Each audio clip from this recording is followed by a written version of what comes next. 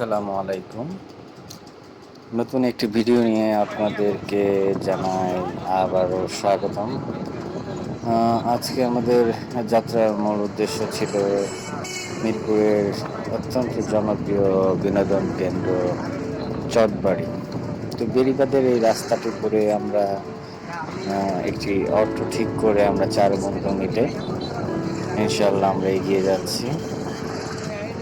বর্তমানে মিরপুরের বেড়িবাঁধের ওয়াকওয়ের কাজ কমপ্লিট। খুবই সুন্দর একটা মনোরম পরিবেশ।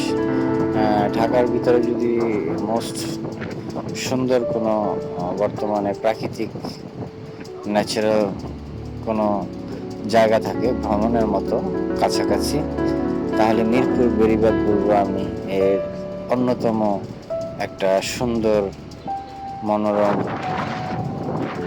ভ্রমণ করার মতো একটা জায়গা। তো সেই উদ্দেশ্যে আমরা আসলে যাচ্ছিলাম। যদিও আমাদের এলাকার খুব নিকটে এটা।